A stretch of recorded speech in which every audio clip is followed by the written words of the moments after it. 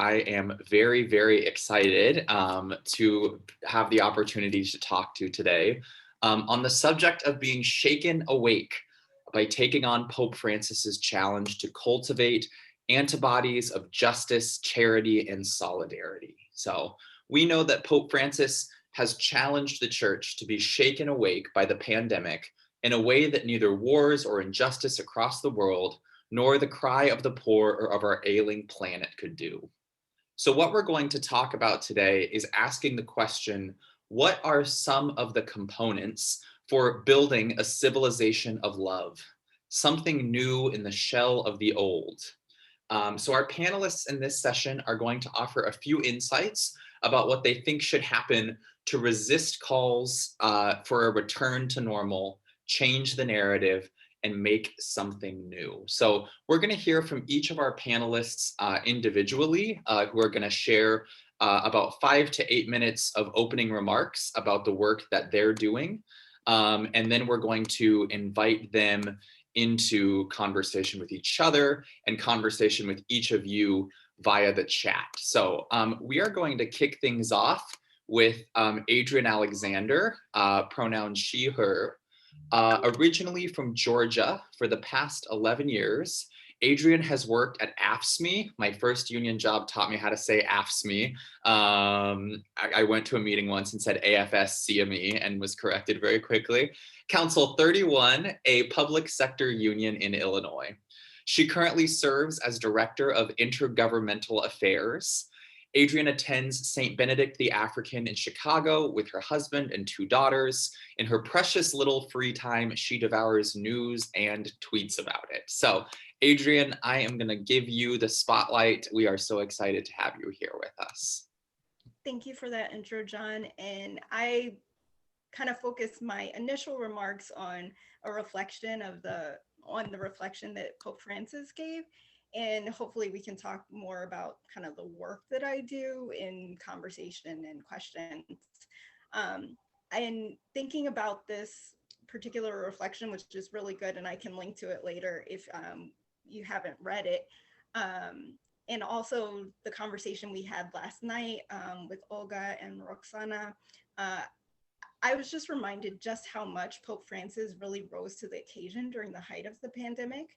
And this took me back to the early days of the shutdown. For me and for others, I'm sure it was a time full of contradictions amidst all the uncertainty and fear, and being forced to slow down because I'm a very type A personality. I got to spend the most time ever with my daughter, and eventually we welcomed a second child to our family. And working from home gave me the chance to incorporate faith into my day in a way that I hadn't before. I actually organized my day around being able to do the rosary with the Pope for a while there.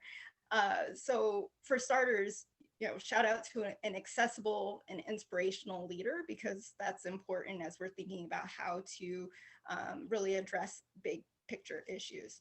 So I just wanted to focus on a couple of things that stood out to me in particular. One, quote, "If there's one thing we've been able to learn in all of this, it's that no one can save himself." So we are all connected. And at no other point in my lifetime have I felt like the world was going through a truly shared experience than this pandemic. Now, I'm Catholic, I work for a union, so it's safe to say that I really breathe collective. But American culture really prizes the individual, which is one reason why our country has really struggled in its response to coronavirus. And in that regard, it can be easy to despair a bit and point to the ways that we haven't learned this lesson. But we've also seen some of the most robust government responses to poverty in more than a generation, dynamic community responses around mutual aid, and different conversations around racism and policing. So justice, charity, solidarity can't be acted on alone. No single person is going to deliver us from all of these societal ills. So it's incumbent on all of us to do the hard work of bridging divides, of creating breakthrough moments with folks who don't think like us, to reveal the connectedness of our own experiences. And I think it's particularly important to approach these difficult conversations now, since so many folks were siloed in this past year, and perhaps we're more likely to be around folks that reinforce their views versus challenging them. So the Pope also says, like, let's not be afraid to live in that alternative civilization of love. It's a civilization of hope, he says, confounding anxiety and fear, sadness and fatigue. This civilization needs to be built daily, uninterruptedly, and requires everyone's commitment, a committed community of brothers and sisters. So there's so much packed in that one statement. The work of justice is difficult and it's all around us, and it's much easier to be silent and complicit. But our community, our church, our world is still a work in progress, and one that we can shape. And the beauty of working in community is that I can focus on the changes in law to benefit Illinois workers. Olga can write about and change minds and amplify marginalized voices. Can work for climate justice. Elizabeth can reimagine our economy. And there's still plenty of work for all 100 and some of you to do as well. And if we're really good, we can collaborate to get there faster and better. Lord knows we falter, those negative feelings can take over. I know working in politics, it often feels like folks are just dug in, there's no path forward. So working for the necessary systemic change can get overwhelming, but for me, it's often those smaller personal opportunities or conversations that you might miss if you're not paying attention that can provide the hope to sustain you in the work. And I think for me in this past year, it's really that I've held on to. I went to the office last week and I was there for lunch for the first time in a long time, and saw a guy I know from the sushi spot that I go to most days when I'm in the office, Mexican working class guy who works in the sushi spot. And just even us talking, both in Spanish, having not seen each other, asking about each other's families, and that excitement we had because we really hadn't interacted at all in the past year was just brought me joy and made me excited to be in the office. And I just felt, a pep in my step just from a small interaction that had nothing to do with my actual work. But I felt like these are the folks, this is the reason. So I really feel like, nothing is promised, and we all know that more this year. And so relishing in those moments instead of rushing to the next call, but taking the time to see everyone, I think is something that I'm really trying to hold on to as I come out of and really go back into the rush of things. So this unique moment where there's actually space to reimagine and redo and change things. We have a radical example in the life of Jesus that can help us chart the way. We've got the Pax Christi method of prayer, study, and action. And so with each other, a commitment to love and hope and daily practice, and the Holy Spirit to guide us, justice, charity, solidarity are actually attainable. Look forward to talking more. Thank you so much, Adrienne. Our next speaker is, I have to juggle my notes here. Our next speaker is Elizabeth Garlow, pronoun she, her, who is a fellow on faith and finance with the New America Foundation and co-convener of the Francesco Collaborative, a network of entrepreneurs, capital stewards, scholars, and change makers seeking to draw upon Catholic social teaching to shape a new economy. She has previously worked with the federal government, foundations, and community-based groups to support impact investment and social entrepreneurship activities. She is based in Detroit, Michigan, and is a brand new mom learning the ways of her 3-month-old daughter. And I'm going to find her here and spotlight her video. Take it away, Elizabeth. Thanks, John. Yes, my 3-month-old, now 4-month-old, who is stealing all my sleep at night. So if I fail to finish a sentence, Please give me some grace. So it's just so really lovely to be with this group. This is my first Pax Christi gathering, and I'm just already getting chills listening to Adrienne and our opening prayer. It just feels like home. So I'm very glad to be here. As John mentioned, I've been involved in co-founding something called the Francesco Collaborative. It was born of an initiative called the Economy of Francesco, which started when in late 2019, Pope Francis issued an invitation to young people around the world to sort of shake awake to this reality of the need for a new moral economy, and really to sort of embrace the solidarity economy. So his invitation said, and I love this line, and I repeat it often to myself, that we need to enter into a covenant to change today's economy and give a soul to the economy of tomorrow.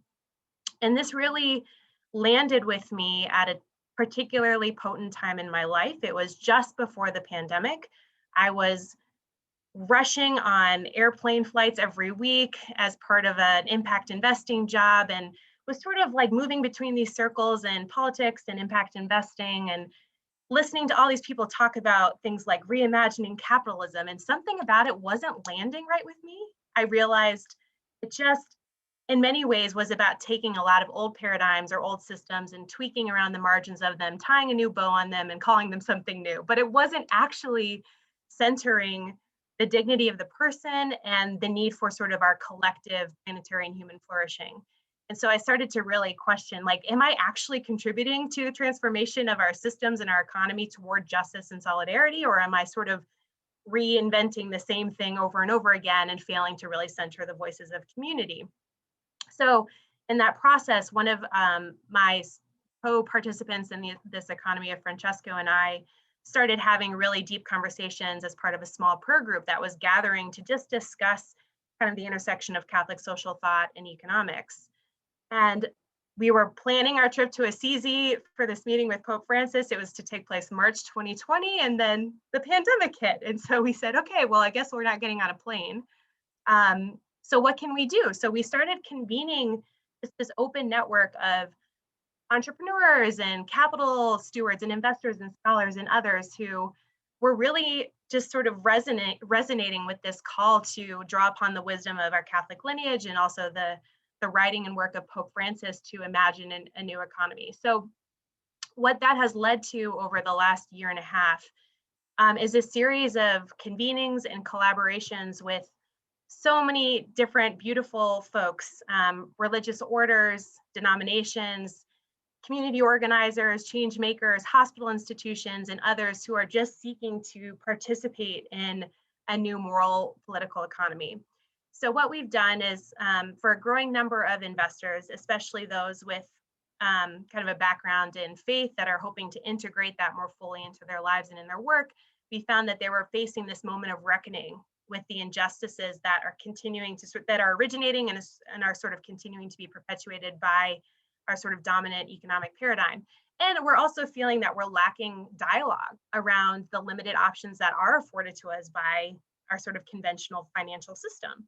So we've come together out of this sort of shared sense of wanting to imagine new paths forward.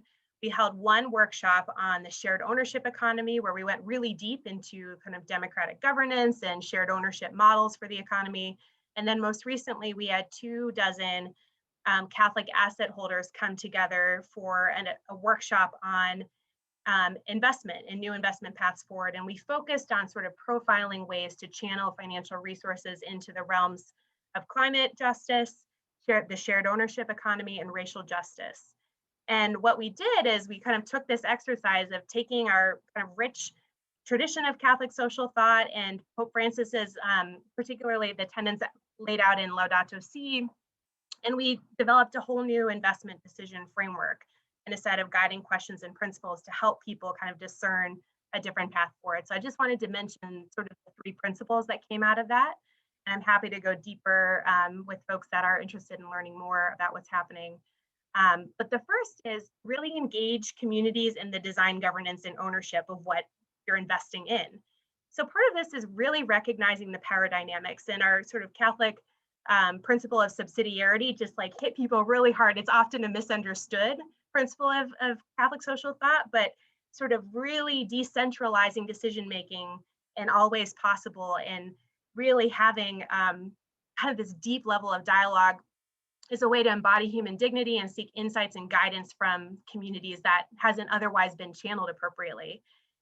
Also, we looked into things like designing governance and ownership for accountability through consideration of things like co-op models or employee ownership. So a lot of exciting things emerging there, and we're trying to help bring more kind of coherence and recognition to the opportunities there. And then, of course, this posture of listening and a posture of empathy that is so beautifully expressed in the principle of subsidiarity, as I mentioned. The second kind of core thing that we looked at is to add more value than you extract. So what's become very clear is that a lot of what we're doing in our current sort of economic activity, where we center this idea of the individual, rational economic actor, which is this total falsity, by the way, and market fundamentalism, is we're extracting a lot. We're not adding more value than we're extracting. And so this has invited us to really think more about a relational economy where we're practicing reciprocity and solidarity, and practicing this whole kind of concept of non-extractive finance. If you think about it today, it's really sad, but a tree is worth more dead than alive in our current sort of economic construct. So how do we start to really reconceive, of our concepts around value?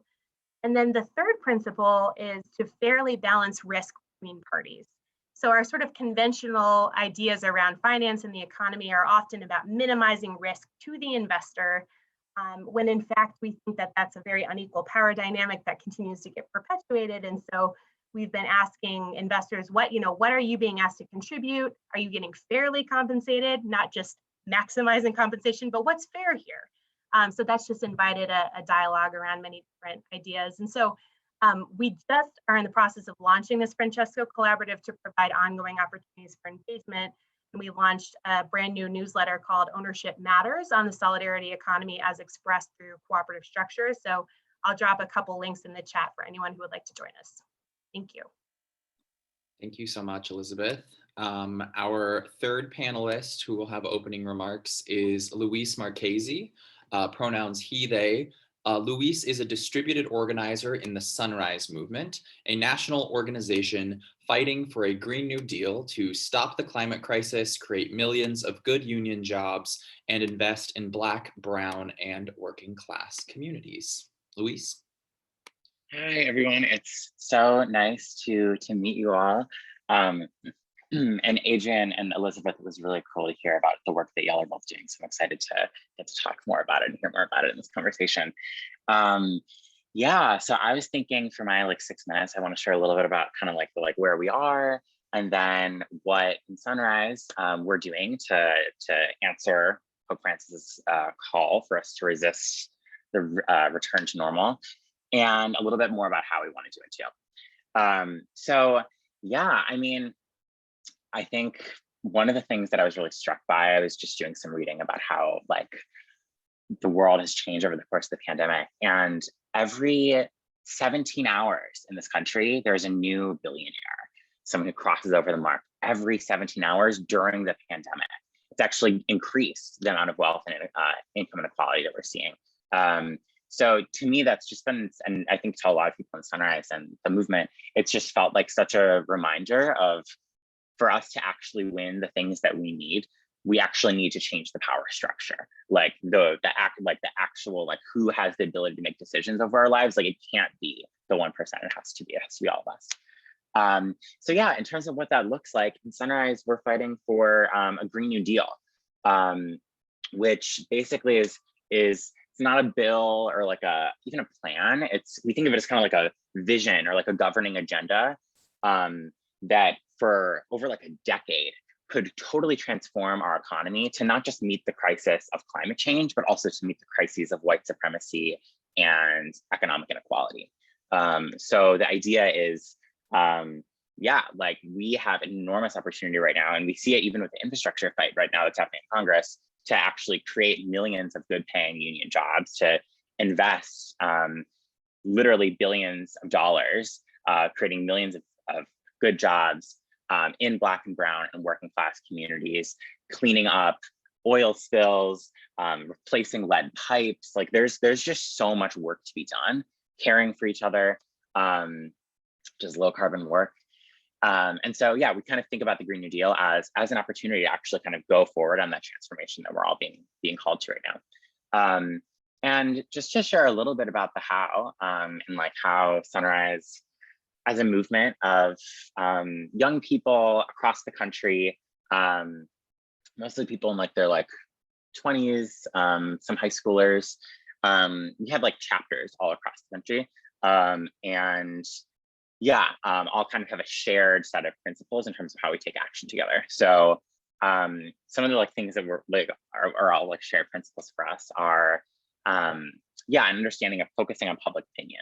So climate change, if you ask people in polling for a long time, people have believed that climate change is real, in super majorities for over 2 decades now.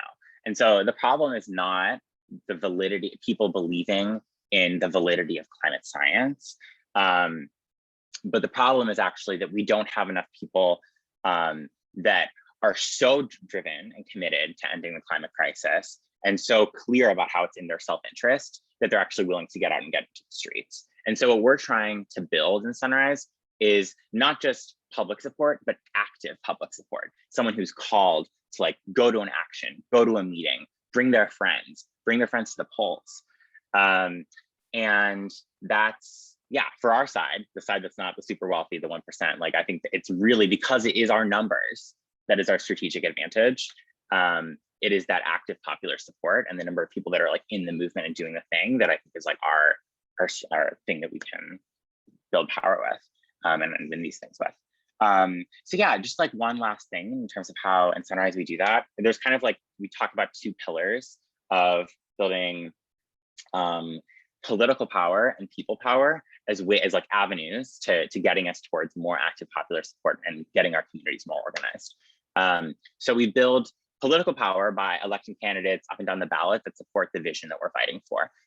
So that's candidates like AOC. We went really in on Jamal Bowman's race in New York 16th district, but also candidates like Cory Booker in Kentucky ran for Senate, got really close and is running again, which is really exciting.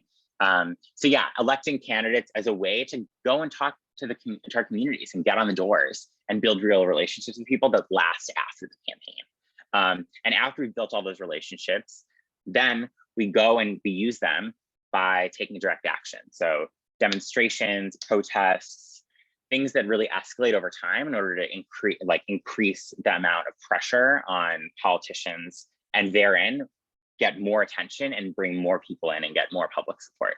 So you can actually see these things as things that can work together sometimes. So Sunrise actually got really big when AOC, who we had worked to get out the vote for, actually went and joined us sitting in Nancy Pelosi's office in late 2018, demanding a Green New Deal. So there feels like this, these cool opportunities for us to actually be electing people and doing electoral work, and at the same time building a really powerful and disruptive social movement organization. Yeah, I think I'll stop there, but I'm really excited for the conversation. Thanks, Luis. I'm going to bring all of our panelists back. So we've got multiple folks here. Let me bring myself in here too. Yeah, and Luis, if you have information about where folks can get plugged in with Sunrise Actions or more information on those 2 pillars, you can drop those in the chat. As we continue this conversation for about the next hour, if folks have questions, things that they'd like to ask the panelists, things that they're curious about, feel free to go ahead and drop that information in the chat, and I'll make sure that those questions get answered.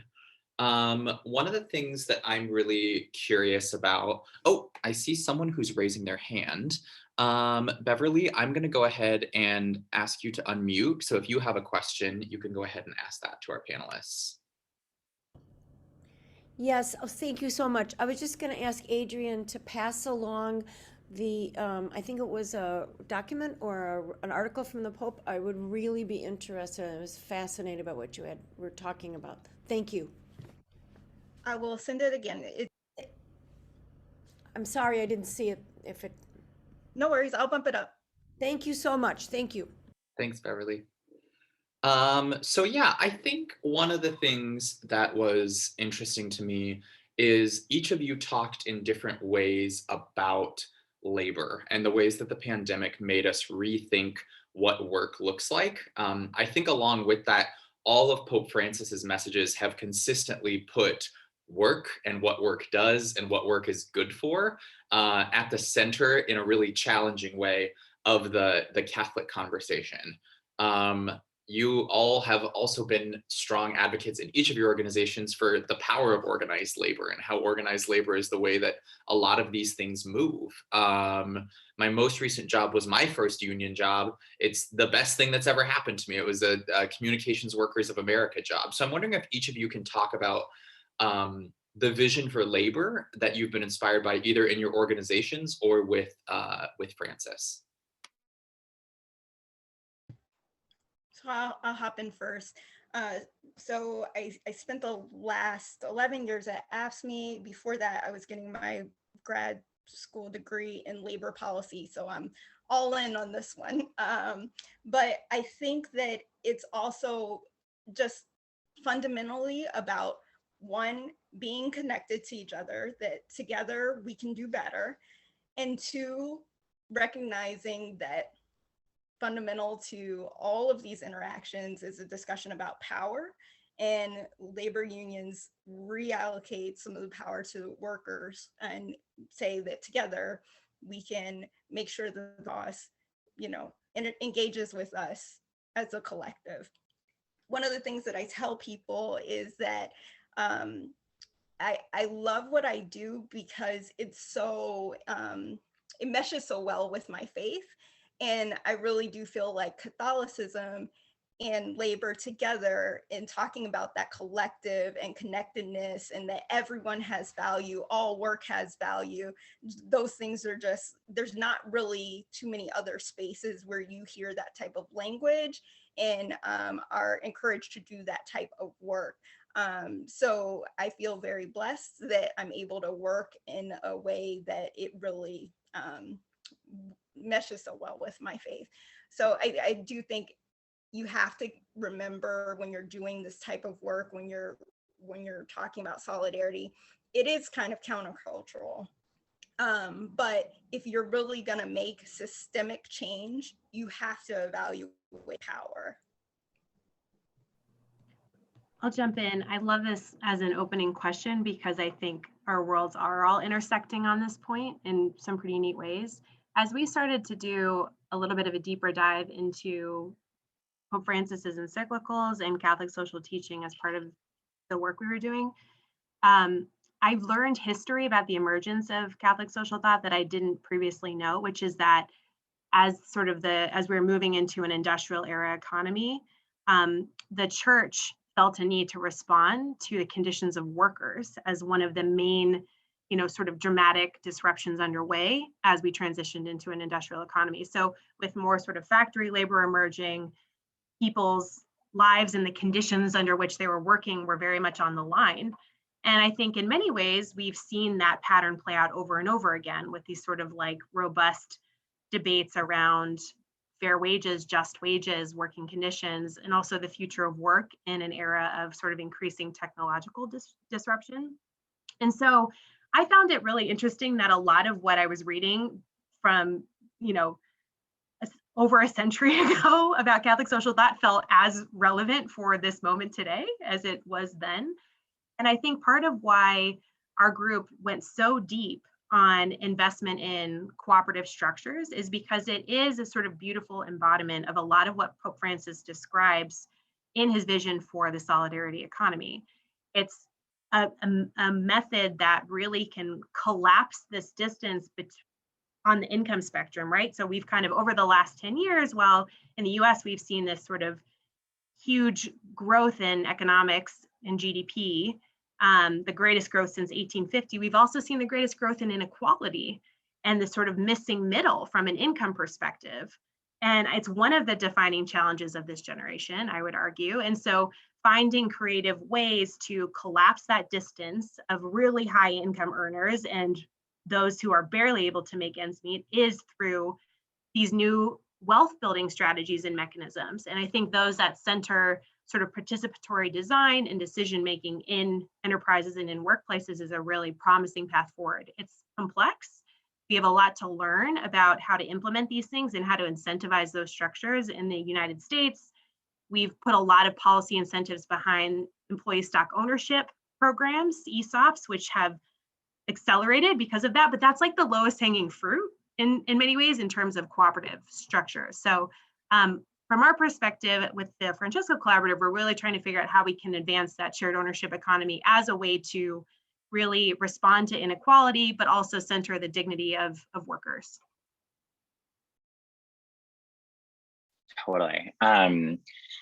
Yeah, I definitely do not have Adrienne's labor experience at all. I love that we have asked me in the house. I was with Local 1 in Chicago though for like 4 months, just as like a summer intern, and it was which is a union of Unite Here, for folks who don't know, of hotel workers and restaurant workers. I was working in O'Hare's Airport with Starbucks workers there, getting folks organized for a contract fight, and it was. I think the thing that made me want to stick with organizing, I had been doing kind of like side small college campaigning stuff before then, and had never like been in like a kind of like cutthroat fight with a big boss before. And it was just like, it was so amazing, just on a personal note. But yeah, I mean, I just really, I just want to, I guess it's already been said, but just like the strategic value of like labor, and specifically I think like thinking about labor as like structure-based organizing more broadly. So where I think a lot of the organizing that Sunrise does is organizing self-selecting activists that already have an opinion, right? That are like, they're motivated around the like things that the values, the political values that they have. I think what's really cool about something like a labor union, or also organizing within a church, temple, synagogue, even like the kids, on sports teams, like the parents that are on the watching their kids play sports. Like there's so many everyday institutions that we have an opportunity to actually like organize people within the institutions that people already exist in. And I've just, in the limited experience that I've had with that, it has been so transformative to actually see people not only change their minds, but build more power, like live and believe in their own dignity more. And also just like see that their action and their ability to organize their structure into a supermajority is like their salvation. Like that is, and along with like a really tight, effective structure.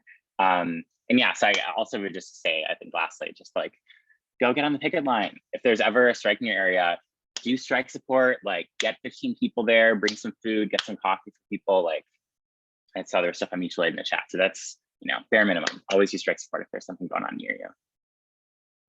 Thanks so much. I am going to get to everybody in the chat, I promise, but I'm going to jump around a little bit because we've got some good threads emerging here. Looking at the fact that we have a long history in our tradition, right? We have a biblical history of understanding how labor works. We have a Catholic social teaching and Catholic social thought history with what, building off of what Elizabeth was talking about earlier, that this is as Charles pointed out, that this is 100+ tradition, and arguably even more than that, right? Things like Rerum Novarum, these encyclicals, and the hope that they can give us.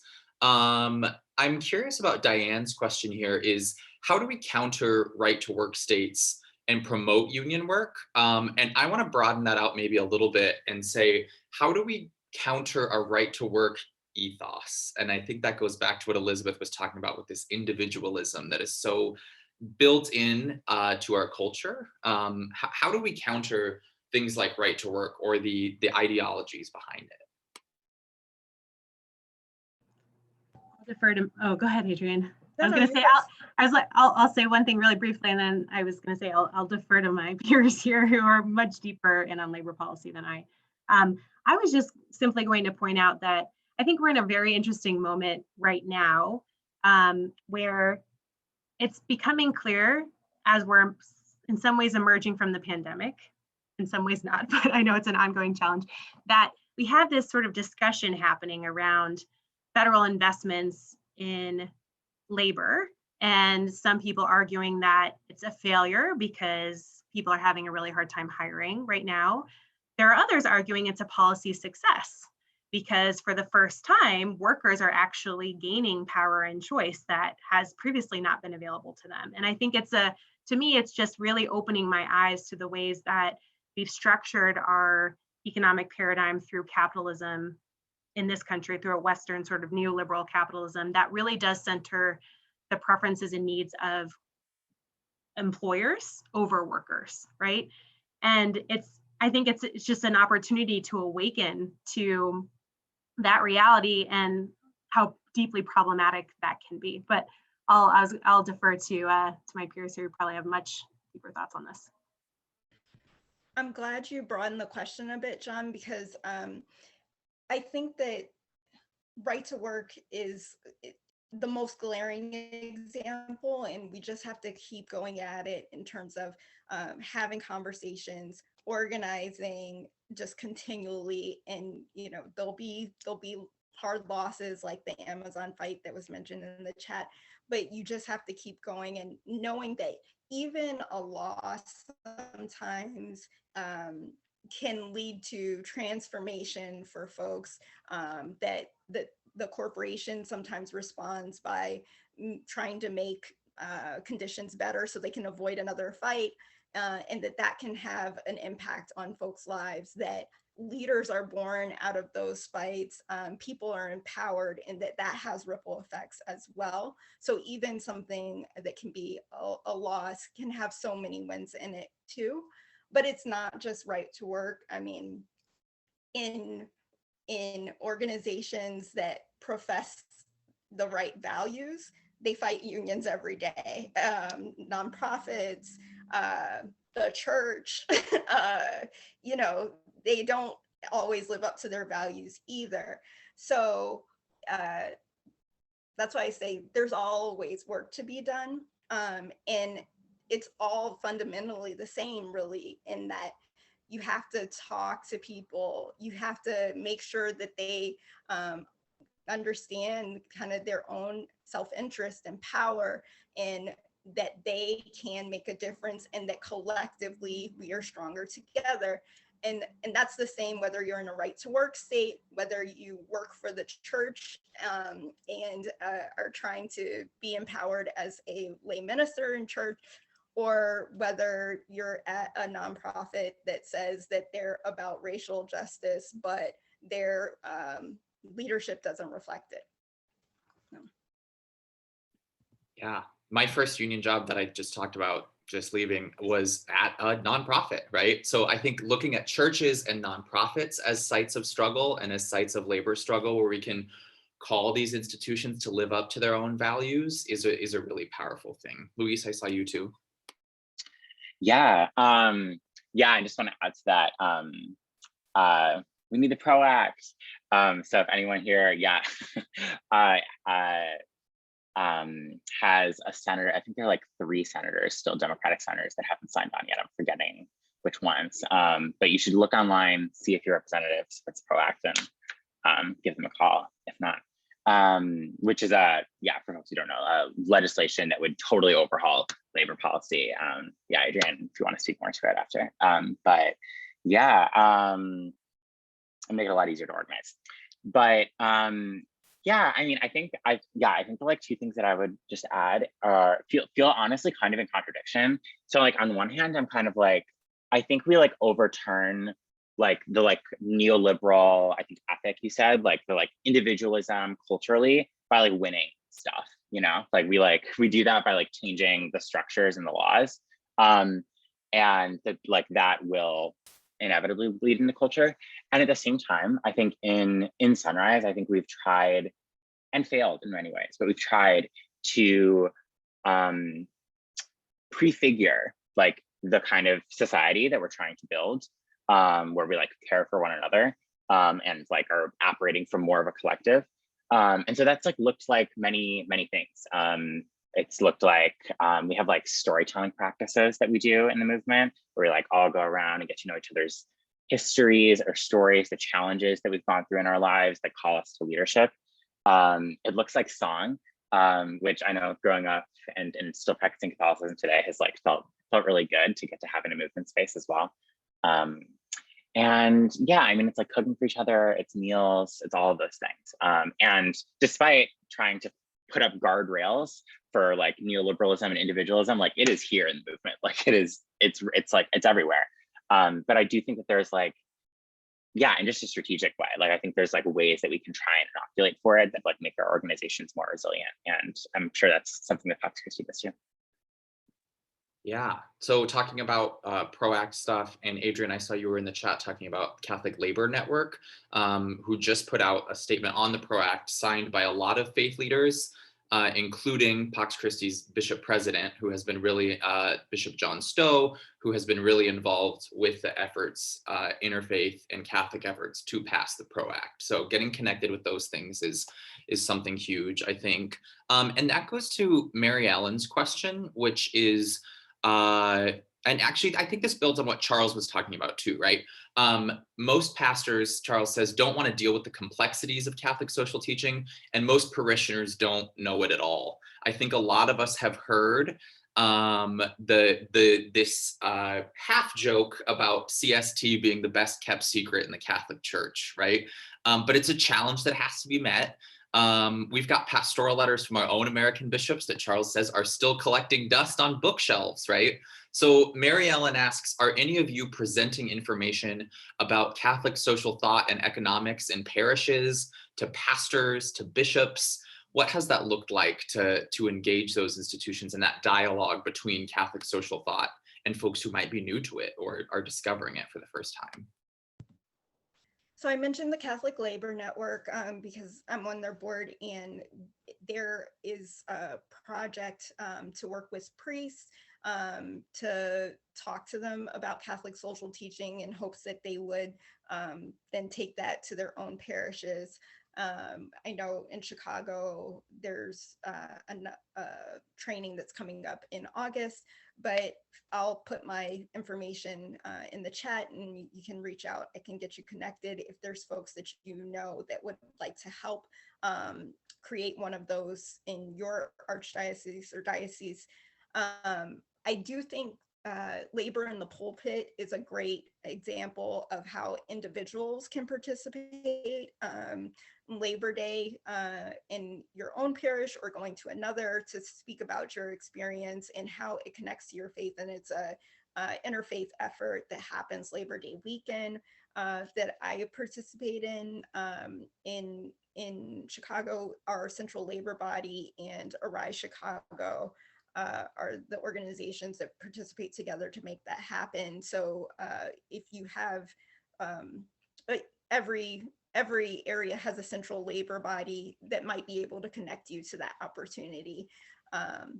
And I really find that that's helpful because every time I do it, even though I've been at my parish for like 6 years, every time there's someone new that comes up to me and says, oh, I'm in this union, or this was my experience at work. And it just creates more conversations just from that discussion of here's how I see my faith relating to these labor issues. So one like small individual way you can take action, and then there's other like systemic ways you can work through the Catholic Labor Network and others that are trying to kind of change that discussion at the parish level.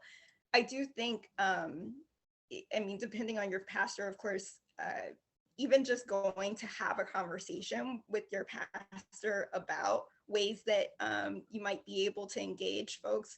I found through our union, union members have been hesitant to have the discussion at their own parish. They see their work life and their union activism as separate from their spiritual life, and they like has trepidation about going to speak to their pastor about it. And it's funny, I have a distinct memory of being at an AFSCME conference a couple of years ago when two church folks, they're both activists in the union, like ran into each other in the buffet line and were like, girl, you didn't tell me you were an AFSCME member. They're both like presidents of their locals. So it's something you think they'd spend a lot of time on, but it never occurred to them to have that discussion. So I think even just talking to folks more about that holistic part and like bringing your whole self to all these conversations really creates more opportunities than you'd realize. I mean, folks at work know that I'm like the Catholic. there's a lot of former Catholics in labor, but there's only 2 of us in my job that still go to church, and so they're like, oh yeah, Adrienne's like, she does that Catholic stuff, but they know, and then they're like, oh well, why don't you talk to this person, because I know they actually go to church too. So you should just not be fearful about bringing that into different aspects of your life. Kind of wanted to like, Oh yeah. amen. I was Oh, gonna say, this is like your bread and butter, like introducing CST to folks. So I'm very excited. well, I also just wanted to sort of like put an exclamation point on a lot of what Adrienne just said about the divided life and sort of living into a more kind of integrated and whole space, because that's what I think when Pope Francis issued that invitation to young people through the Economy Francesco, I think the response was so great in part because of this exact thing, which is wanting to sort of transcend the divided life and recognizing that actually my kind of formation in my faith is deeply informing of my work as an organizer or as an advocate for social justice or as someone who wants to transform the economy. So one of the first things we did was create this workshop that we called Spiritual Community Building for a New Economy, and it attracted folks of all different ages and professions. And part of it was, you know, people recognizing they wanted to engage in the systems transformation work, but they wanted to do it from a place that was informed from the wisdom of their faith tradition and not having to see those things as wholly separate. So when I went to New America and I said, I really want to try and craft this fellowship on faith and finance, they're like, okay, like we're open to you inventing something here. But part of it was I just really felt like we needed to go back to these old sort of seats of wisdom and refresh and reinterpret it anew. And that speaks to Catholic social thought. When we did this workshop for investors on Catholic social thought and investing, I was really struck by the fact that like 3 CFOs of some of the kind of more active religious orders in this impact investment space were like, I'm reading about these principles for the first time.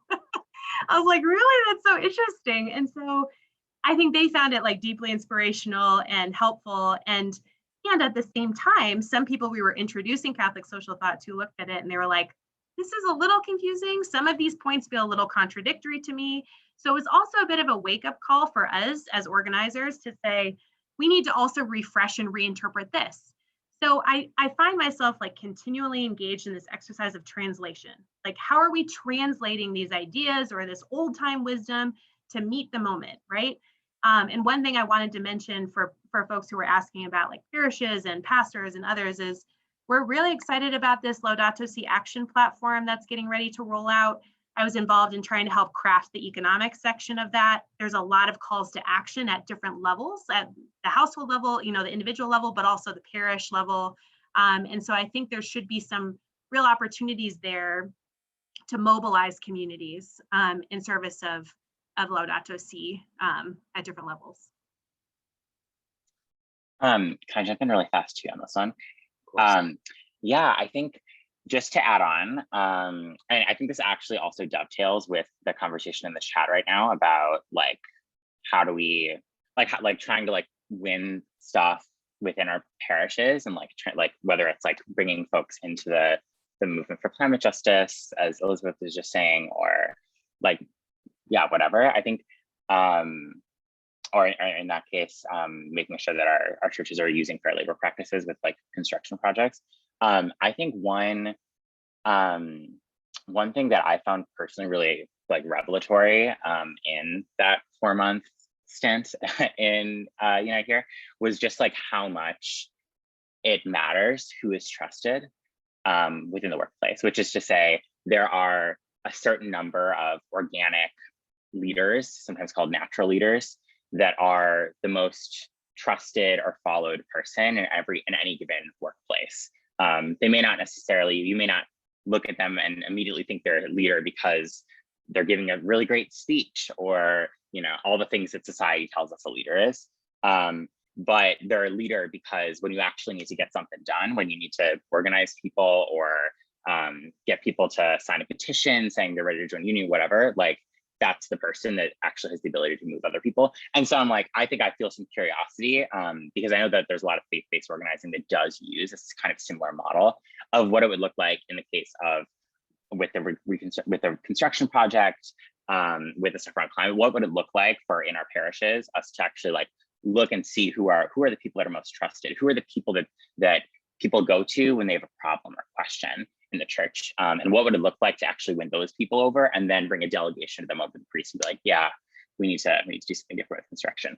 I feel like Pax Christi really has would have a lot of really helpful experience on this stuff. Very curious what people think about that. Thank you. I see Gigi's got her hand raised and has for a while. Gigi, I'm going to unmute you to ask your question. Hi, can you hear me? Yes.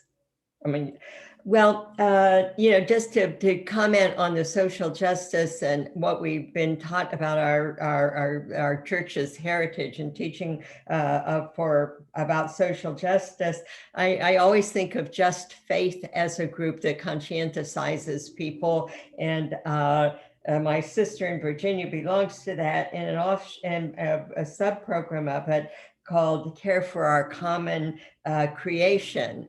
And, those are very helpful things in our church. I live in California. Where I live in California, Catholicism could not be worse. Only old people go to church mostly. There's nothing going on in my church.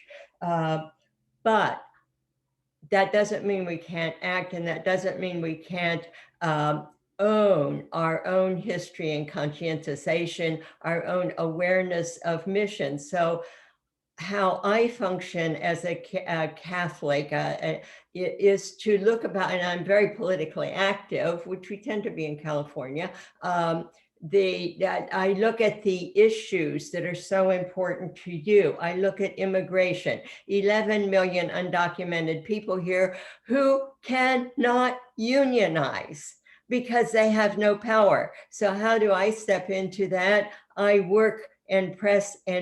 Can we please address those 11 million in our country, including the farm workers and our dockeries and the TPS people, everybody. I work, how can we work for justice if we can't vote? So again, we can be active in pushing for national voting legislation.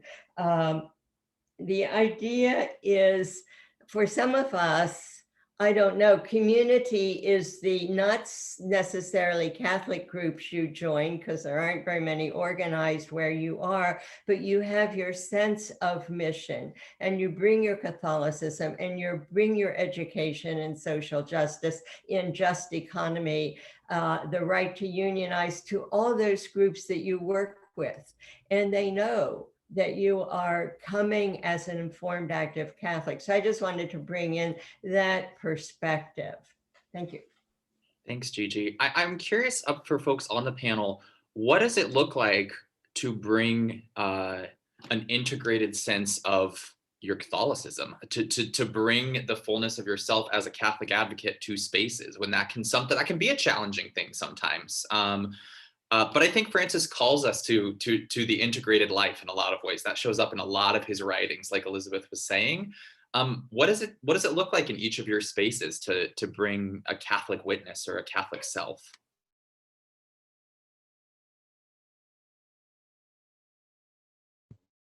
I'll go first. So I would say it's definitely a challenge, I think, in some spaces that I occupy, for sure, that some folks on the left have the sense that you can't be queer and Catholic, or if you're Catholic that you don't like queer people, or that you can't have compassion for folks that may not be married but are pregnant, or any kinds of numerous things that folks see in the news, or so I think for a lot of folks, my just being who I am is like disrupts their idea of what Catholicism is. Not just that I have compassion and think that like everyone has human dignity, but also I'm Black and young and like go to church on a regular basis. So all of those things can sometimes throw folks off, particularly in a place like Chicago, which there's a lot of folks that are very culturally Catholic, but the idea is more focused on like the South Side Irish and all that goes into that. So I would say in that sense, I remember being at a political function and someone was saying something about, oh yeah, you know, what parish did you go to? What parish did you go to? And then kind of like left me out of the conversation because they assumed like I was not connected to their world at all.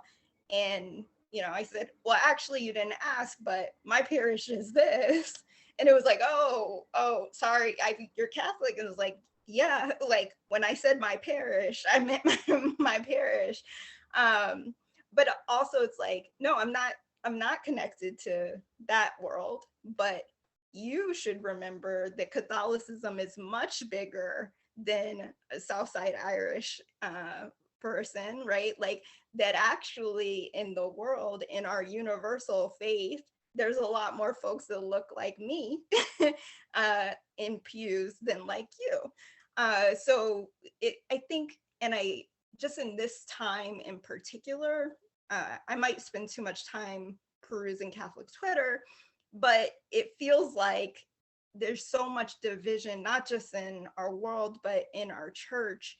And I think it's really important to hold on to that universal church, that it's big enough for all of us.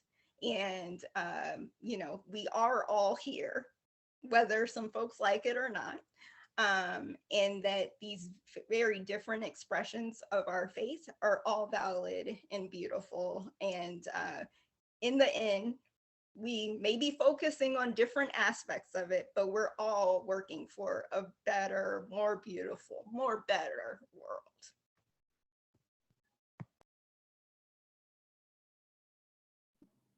Yeah. Okay. Yeah, well, I really resonate with parts of that, Adrienne. Thank you for sharing that. Yeah, I mean, I think I've had really similar experiences in that, like I've really seen how the left, I feel like, can do this thing where like me being Catholic is like doesn't make sense to people.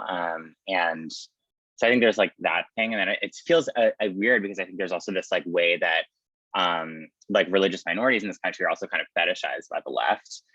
So like we'll like talk about folks who are Muslim or like Hindu or whatever, or like Jews in our organization, and like it's just like people like Christians who like technically like is like maybe like 20% of our organization, the majority is like atheist or secular, like just like don't speak up about their religion. It's this kind of weird like is it like guilt about, not Catholic guilt, but like guilt about being Catholic? I don't know. Yeah, so I think I'm like kind of in a part of my life right now where really kind of like mourning that it feels like me being Catholic, me being gay, and me being like in movement spaces feel kind of, I guess the gay movement like feel like they make sense in the left right now, but like the Catholic piece feels really dissonant from those things. And so yeah, I don't know, I feel hungry for Catholic movement spaces, and I think that's like kind of where I'm gonna have to go.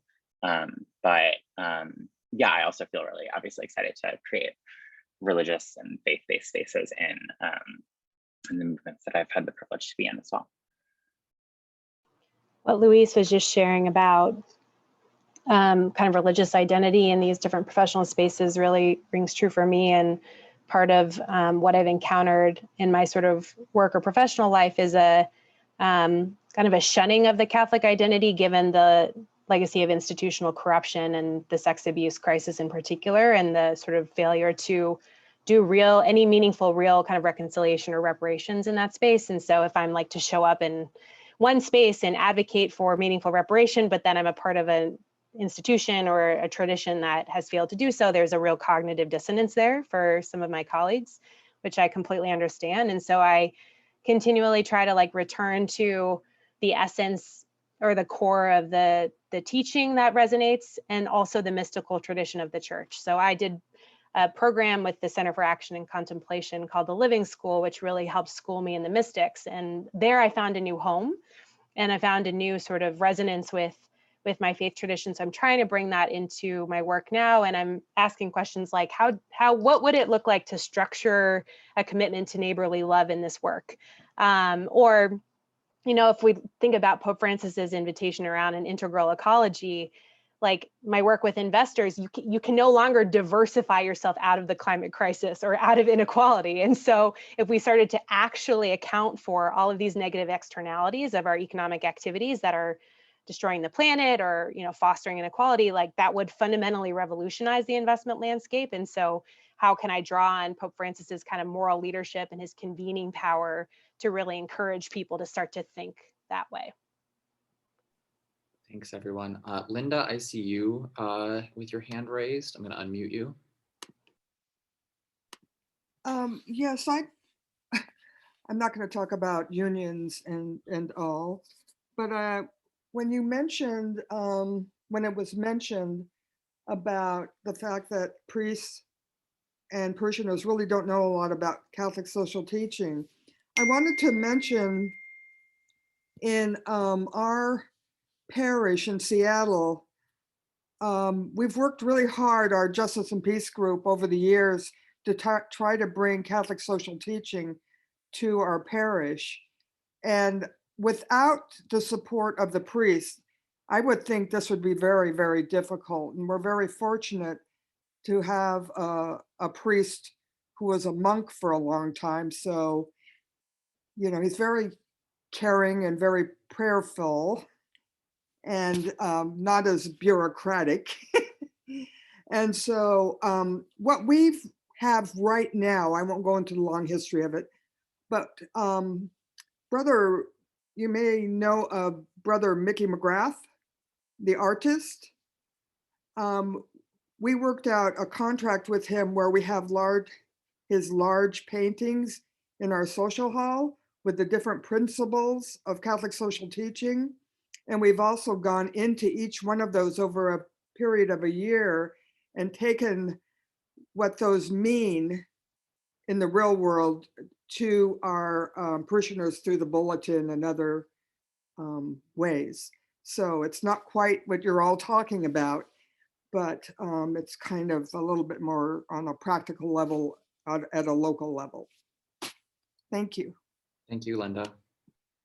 I know folks have been talking about things that are practical on the local level.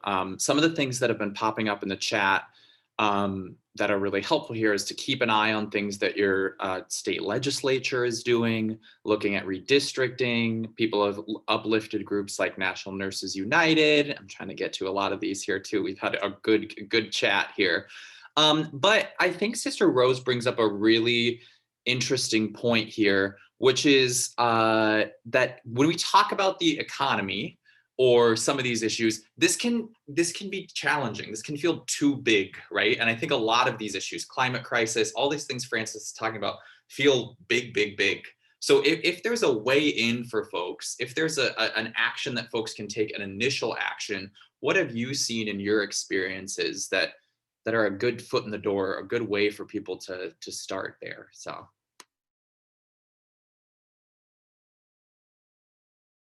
I mentioned in the chat when I saw Sister Rose's comment, the INE Institute, which I think Luis has some skill in practicing as well, which is essentially a movement ecology framework. So when I saw her question or remark, the first thing that came to mind is how do you build a movement?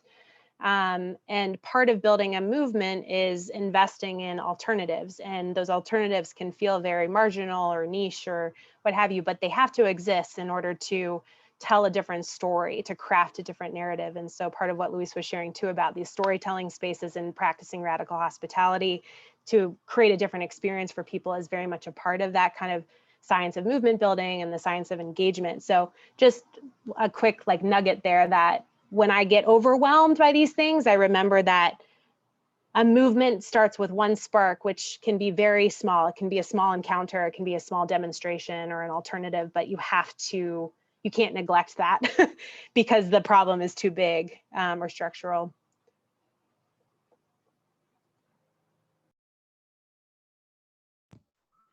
I would say, so I'm also really involved in the Catholic Labor Network and signing up through them. They have opportunities to share together. I was mentioning, you know, to one of the Catholic teachers in the chat that could be a space to connect with other folks that are going through similar things. And there's opportunities to just like connect and talk about what folks are experiencing across the country, and also like pray together. Pax Christi was a sponsor of the Labor Day Mass that they do. And it's just nice to know that there's other folks connected across the country that believe in these kind of fundamental things going together. The other thing I would say is in Chicago, we have Rise Chicago, but there's many other groups across the country.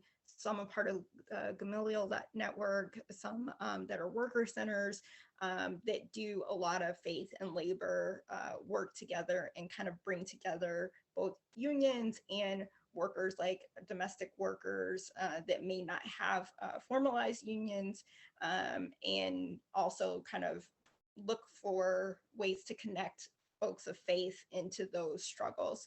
So I would encourage you to look for an organization like that by you, because there's often very concrete ways you can support workers in their struggles, whether it's a strike of like, one was like a plant or a moving company, some smaller things that may not kind of get amplified in a way that if they were already organized with the union, they would. And also ways to connect your pastor to those struggles and provide opportunities for you to have more conversations about those things.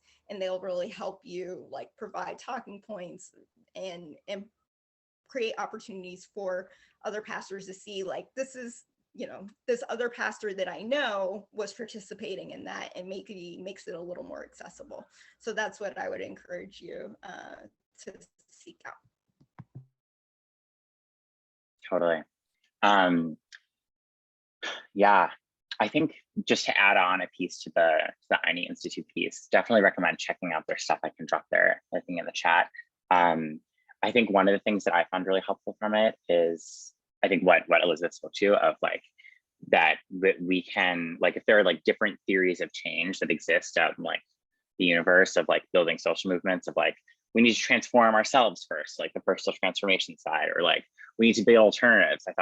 Or build alternatives. I saw someone talking about mutual aid in the chat, like it's an alternative institution, and then like transforming dominant institutions. And I think what's just as important as picking one is seeing that actually they're best working all together, both between organizations and within organizations. And I think it's actually been, just speaking to Sunrise, one of the things that has held Sunrise back the most is that we were like, our lane is changing dominant institutions. And so we are gonna like hold protests all the time and like always be contacting people in our communities, inviting them in, which is great. And we need to do a lot more of that, and we need to do it a lot better. But like, yeah, if we do that and we don't have the spiritual component, or like we're not actually building alternatives, so that when we're like working towards building a crisis for capital that actually forces concessions, like we actually have ways to lean on each other and support people in our community that need it, we're not actually setting ourselves up for a victory. So yeah, just want to really highlight how important that is. And then I think like just like in what that means for all of our work, I'm like, yeah, I don't know, I'm curious. I think like knowing kind of like what the power structure is that we're going to like need to win some real seats in 2022, especially knowing the history of midterms. I would really encourage folks, especially people that are in swing districts, to try and build a precinct level organization. So figure out the streets that are in your precinct and be like, what would it look like if 90% of us all drove in a caravan to the polls all at one time together? What would it look like to try and get that voter turnout out a little bit more in your area? So that's what I've been encouraging folks to do who are hungry to make some change in 2022. This is the joy of a panel full of organizers, is I don't have to like pull it out of any of you of like, how can we start? Because you all have like 3 things that people could do and petitions that people can sign immediately. Like, it's great. One of the things, real quick, just keeping an eye, we got about 20 minutes left here. We've had a lot of conversations in the chat about what can I do about making sure my church is using fair union practices, labor practices. What if I've got folks who want to organize? Where can I start? I want to uplift again. Adrienne brought up Catholic Labor Network. It's a good place to start to look into there. I'm involved with Call to Action, which is a church reform group. They've been doing some labor conversations, kind of study groups. One of those was with Brother Ken Homan, who is doing some amazing stuff on Catholicism and labor, and is a really great resource for folks who want to ask about those initial things about how can I make sure my organization is being fair, or how can I look into unionization. So I want to lift that up. Kathy O'Leary says in New Jersey, tons of mutual aid groups have sprouted up and thrived in the last year and a half. Mutual aid is something that it's kind of fallen into all of our lexicons. The goal of many of these groups is to replace capitalism. In many ways, this seems to fit with work that's been done with movements like the Catholic Worker. I'd be interested in hearing what the panelists think about the potential for mutual aid and how it fits into our Catholic faith. Luis, I just got an email from Sunrise about a local mutual aid piece. So I know Sunrise is doing this work, but I'm curious what folks think about this mutual aid paradigm and what it's given us in the last year and a half or so. Yeah. Yeah, it's been a huge source of like contention and like generative conflicts in Sunrise, where it's been like, what does it look like for us to lean in more to supporting our communities? So we are doing mutual aid in Sunrise as part of a way to really, especially supporting other organizers on the ground. So like, especially organizing a movement that's like multiracial and cross-class, like it actually really requires that we're supporting the working class and working poor leaders in our movement. And so that's, I think, a lot of how we've been thinking about mutual aid. But I think there are some people in Sunrise that are thinking about it in the way that was put in the chat of like, we are going to build up an institution that scales all the way like across the country and replace capitalism. I'm pretty skeptical of that. I actually think that like there is not a really credible plan to do that. And I think that like there are institutions that are able to scale up and like include all of the working class and are able to confront capitalism. And I think they're labor unions. To me, it feels like mutual aid is something that needs to always be done in solidarity as opposed to charity. Like it's not something someone does out of guilt. It's something someone does because they actually want their community to be more resourced in order to be more powerful. So I think when done in that context with like specific priorities around organizing and supporting people, I think that makes a lot of sense. And then to me personally, I think there are other alternative institutions and dominant institutions that make more sense to put more resources behind.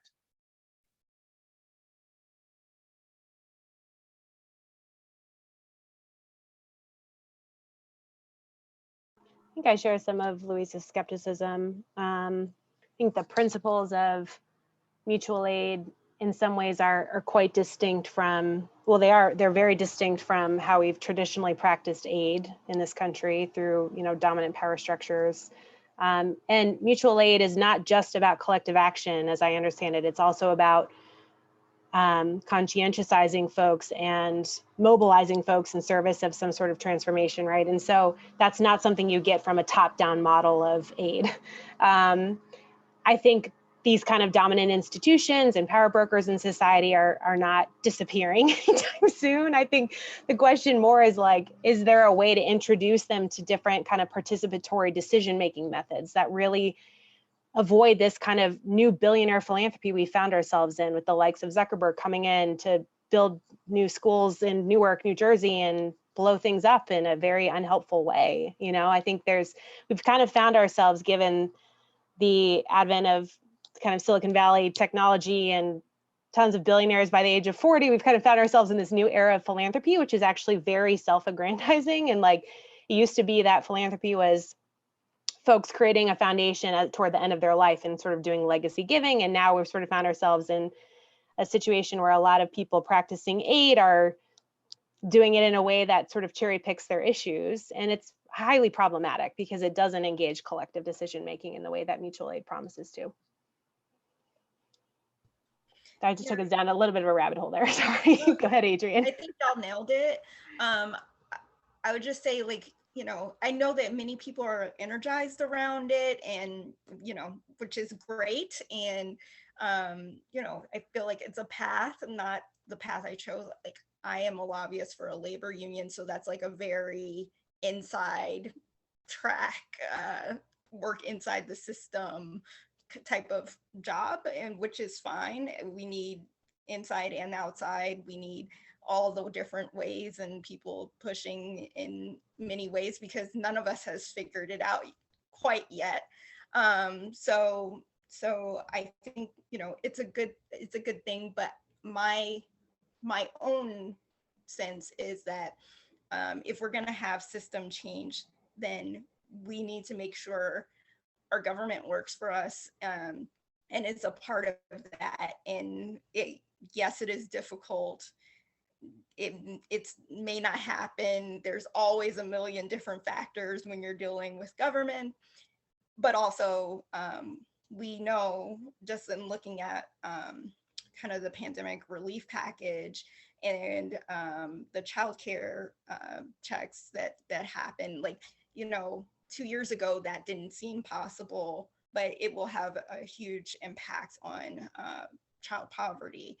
And it is those type of things that, if we're able to all push in the same direction, that working through government can really make a difference. You know, that's what I choose to bang my head against the wall doing. I just wanted to add that another hat that I wear is working on kind of changing policymaking practice to be really center the kind of voices and participation of the families policies are meant to benefit. And you just realize, like, our sort of policymaking paradigm has been very top down. And this is where inviting the wisdom of CST in can be very transformational. So if you think again about the ideas of subsidiarity that we've been talking about, or even just a radical practice of the common good, and you know, it would be transformational in terms of how a lot of these things are crafted and how a lot of decisions are made. I was going to ask about subsidiarity. I don't even know why I'm here. This panel could do it all themselves, y'all. This is great. We've got another theme that's been popping up here. Folks are talking about the joy of hearing from younger folks, but also offer a challenge that most of the peace groups here are older folks, right? Says Joe, people like myself. Why are there very few young people involved in Pax Christi and in other peace groups? What does it look like for us to do some of that intergenerational work? Also, plug, if you want to watch it later, I think there's an intergenerational panel going on at the same time. So there will be some stuff on that too.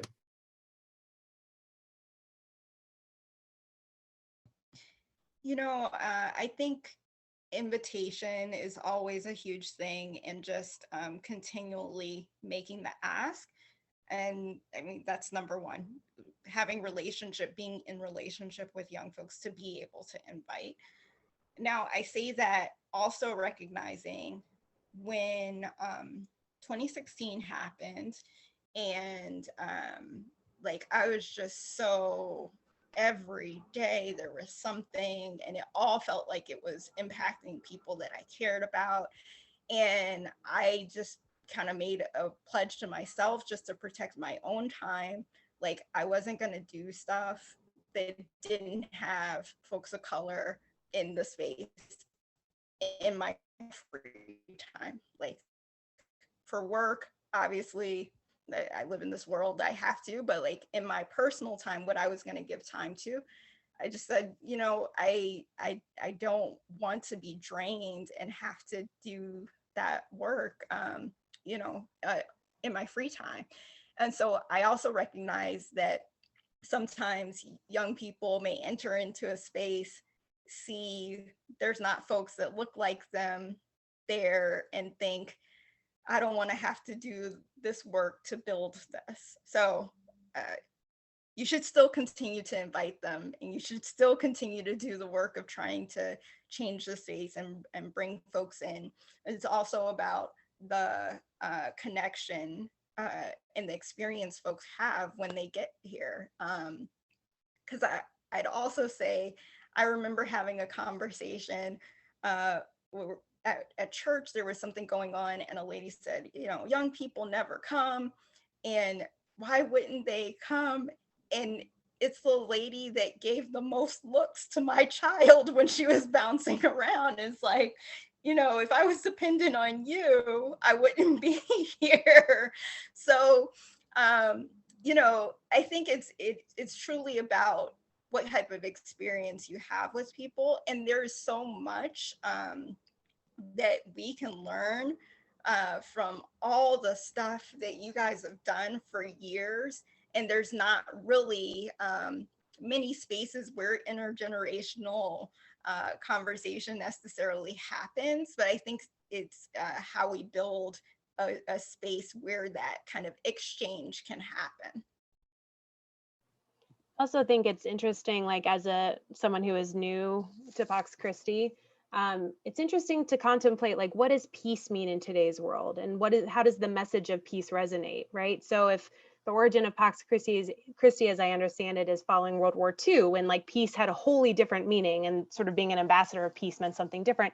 I think probably a lot of what you've heard from the four of us today is that issues around climate, labor, and inequality are what take up a lot of our, you know, mental, spiritual, emotional space. And so I actually, I'm just sitting here pondering this, hadn't occurred to me before, but like, where does that all intersect with peace? So it's just like an interesting thing to ponder.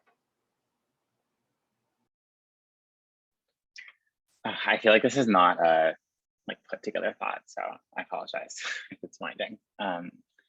Yeah, I don't know. I think, yeah, I echo a lot of what's been said. I feel like, yeah, I feel like there actually is a spiritual revival that's happening right now within my generation. Like, I think especially the pandemic, like young people, like were like, I mean, it was hard for everyone in so many different ways, but I know at least for me, like, I'm like, I was 22. Like I literally, the pandemic happened like 2 months after I'd turned 21, you know, like I literally went to my first bar like a month ago. Like, and it's just like, yeah, I think there's like a lot of people that like had a really like, yeah, that I think really found God, or like found something that they're like trying to like figure out what it is. And to me, I'm like, I wonder how much of it is also just like that the Catholic Church is having a generational crisis right now. And that's about like a crisis of leadership, and that one of the limits of building alternative institutions is that they tend to like be hard to find, honestly. Like I think there are a lot of people who don't know that an institution like this would exist. Yeah, I know I didn't until pretty recently. So yeah. Thanks all. Jean Drum, I know someone said you've had your hand up for a while. If you want to unmute or ask a question, we've got just a few minutes left. Gosh, I don't remember having my hand up. I think we can No worries. Someone. I'm enjoying so much this discussion, though. Thank you so very much. So someone did flag it. Mary. I know Mary, you had a question. You'll probably be our last one here. Mary, let me find you here. This is the fun of going through Zoom. Oh, there you are. If you just got a quick question, and then we'll have our folks do closing remarks. Okay, it's not a question, it's a comment. I am totally loving this picture of older people being tutored by young people, but I had an experience in June that illustrated the power of older people, and I wanted to share that. I did a 10-day walk for our grandchildren from Scranton to Wilmington, Biden's birthplace to his current home. And we got arrested in rocking chairs for blocking the entrance to Chase Bank's credit division because they are the biggest funder of fossil fuel extraction, and all kinds of great adventures along the way. And even in this youth worshiping culture, the media thinks old people are cute. So we really got more media than we expected. And I encourage people, get some broken down rocking chairs, wear big glasses, anything silly you like, but be picturesque and be old and show up. And it works. Thanks, Mary. there's a lot of opportunities for folks to be involved and to get involved with that intergenerational community. If each of our panelists want to give us about just maybe a minute of your closing thoughts from this panel. Isaac talks about Nuns on the Bus, prime example. There are a lot of groups and a lot of ways that we can get plugged in through a lot of these pieces here. But if we could just get closing thoughts from each of our panelists on where you feel this conversation is taking you. Thank you for the opportunity. I'm so impressed by my co-panelists. It's really good to have this conversation. And I'm just, I didn't expect at the beginning of this pandemic to come out, not that it's done, but come out of this space with hope. But I mean, part of it is faith, right? And so that anchoring me throughout it. And like I said, I was like really heavy on the Pope and following all the stuff that he was putting out. And I'm hopeful with the work that y'all do, Luis, Elizabeth, like, and all the folks at Pax Christi. So thank you for this opportunity. I know I mentioned the young people that were finding salvation in Christ and like finding the church again in pandemic. And I was one of those people. And it's been really beautiful to get to be in the space with all of you and to, as I'm like starting to get more of a relationship with God back in my life. And so I just want to thank all of you for just like for kind of prefiguring what it feels like church can be. Yeah, really appreciate my co-panelists. I feel like I learned a lot from our conversation today. And it's really cool seeing different slices of the movement ecology in one conversation, and just dropping two really cool organizations that you can check out more about and support their work. One is Sunrise and the other is People's Action, which does some really cool community organizing too. Thanks, everyone. Just echoing a lot of what's been said. I feel like I learned so much, and I'm also leaving with sort of a sense of rejuvenation around this work for justice. And something that's coming to me is just the importance of coupling the tireless work for justice with rest and hospitality. So I think, Luis, your comment earlier about just the importance of creating those spaces to share meals and sort of like find rest in one another is really reverberating for me. And so this has been in some ways a space of rest and rejuvenation. So I just want to affirm everyone in that and thank you. What a way to close it, to go back to the subsidiarity point, to take it all the way from the top of the big, sometimes intimidating, but really important structure changes that need to happen, and to take it back to local communities and the communities that we're building. I am so glad to be in this community with everyone here, especially with our three panelists. I cannot recommend the work that they are doing and the work that their organizations are doing enough.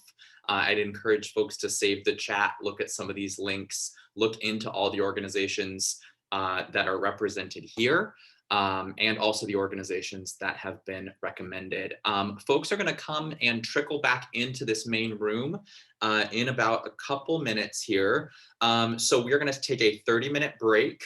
But I'm going to invite you to shut off your camera and mic if you don't want to be seen like me while you're eating lunch, but to stay here so that we can effectively break folks out into breakout rooms for the second session of today. So thanks so much, everybody. I appreciate all our panelists and everyone who's been a part of this conversation today.